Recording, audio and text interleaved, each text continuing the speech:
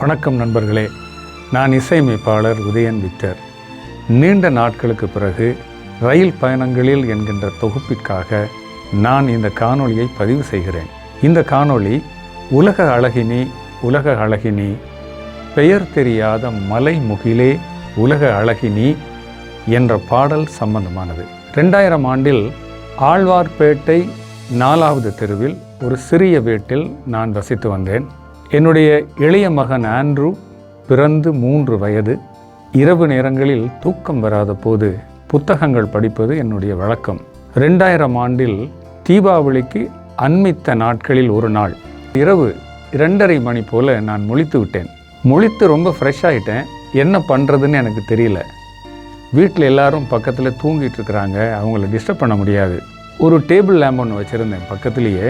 ஏதாவது புக்கு படிக்கலாம் அப்படின்னு யோசித்த போது 2000 ஆண்டில் ஆனந்த விகடன் வெளியீடாக வந்த தீபாவளி மலர் மட்டுமே இருந்தது. அதுவும் அட்டை டு அட்டை நான் படித்து முடிச்சிட்டேன். ஆனால் ஒரே ஒரு தொடர்கதையை மட்டும் நான் அதில் படிக்காமல் விட்டுருந்தேன்.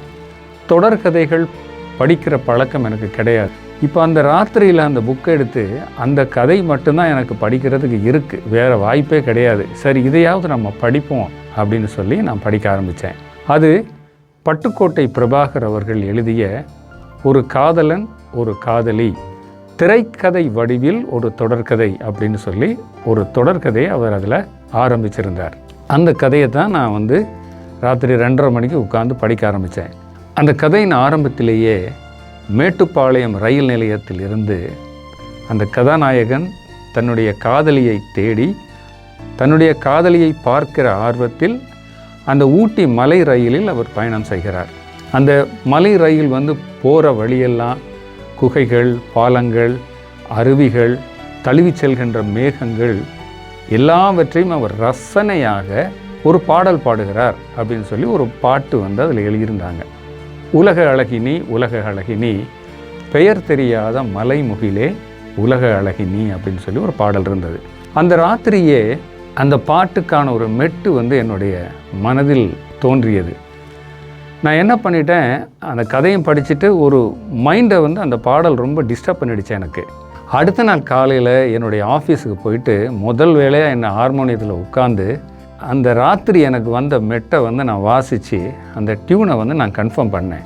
என்னுடைய கீபோர்ட் பிளேயர் நல்ல தம்பி, அவரை கூப்பிட்டு இது ஒரு ப்ரோக்ராம் பண்ணி கொடுங்க அப்படின்னு சொல்லி கேட்டேன். அவர் ப்ரோக்ராம் பண்ணி கொடுத்தார். என் நண்பர் கிருபாகரன் கிட்ட போய் ரெக்கார்டிங் ஸ்டூடியோ கொடுங்க, நான் ஒரு பாடல் ஒரு டெமோ பண்ண போகிறேன் அப்படின்னு சொல்லி சொன்னேன்.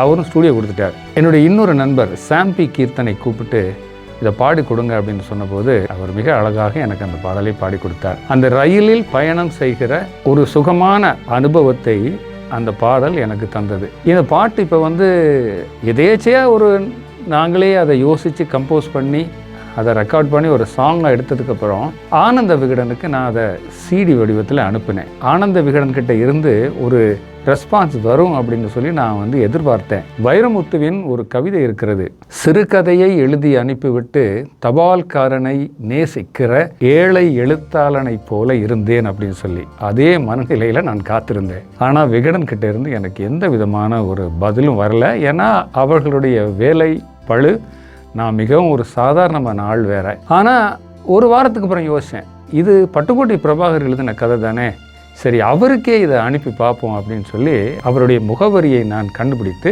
அவருக்கு நான் இதை அனுப்பினேன். இன்றைக்கி அனுப்புனா நாளைக்கு காலையில் போய் கொரியர் அவருடைய வீட்டில் கிடச்சிரும். அந்த மாதிரி ஒரு நேரத்தில் அந்த கொரியர் அவர் கையில் கிடச்சி ஒரு 2 மணி நேரத்திலேயே அவரிடமிருந்து எனக்கு ஒரு அழைப்பு வந்தது.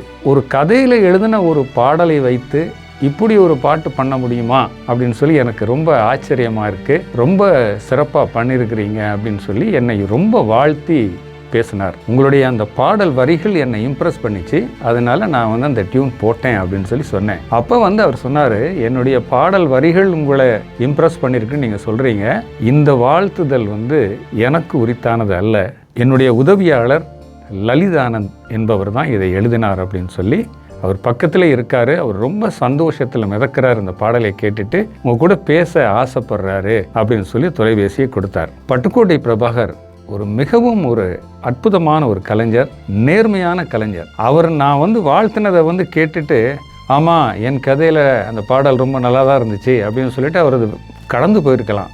ஆனால் உண்மையிலேயே அந்த பாடலை எழுதிய அவருடைய உதவியாளரை எனக்கு அறிமுகம் செய்து என்னை நண்பராக்கி விட்டார். அவர் கூட அவரும் நானும் பிற்காலத்தில் நண்பரானோம். பிறகு அவர் திரைப்படத்துறையிலேயே ஒரு புகழ்பெற்ற பாடல் ஆசிரியராக வந்து 2 ஆண்டுகளுக்கு முன்பு அமரராகிவிட்டார். அநேகமாக லலிதானந்த் அவர்களுடைய பாடல் வரிகளுக்கு முதலில் இசையமைத்தவன் நானாகத்தான் இருப்பேன் என்று கருதுகிறேன். இன்று அவர் நம்மோடு இல்லை. 25 ஆண்டுகள் இந்த பாடல் என் வசமே இருந்தது.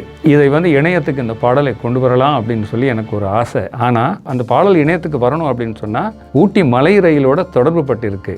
அதனால டிசம்பர் மாதத்தில் அந்த ஊட்டி மலை ரயிலில் நான் பயணம் செய்தேன். நான் பயணம் செய்து நான் எடுத்து நான் ரசித்த காட்சிகளை வைத்து என்னுடைய நண்பர் ரெஜின் அவர்கள் இந்த பாடலை எடிட் செய்திருக்கிறார். இந்த பாடலுக்கு பின்னுக்கு இப்படி ஒரு கதை இருக்குது, சுவாரஸ்யமான ஒரு கதை. அந்த கதையை வந்து நான் உங்ககிட்ட இப்போ சொல்லிட்டேன். இந்த பாடல் உங்களுக்கு பிடித்திருந்தால் நண்பர்களுக்கு பகிருங்க. நன்றி நண்பர்களே.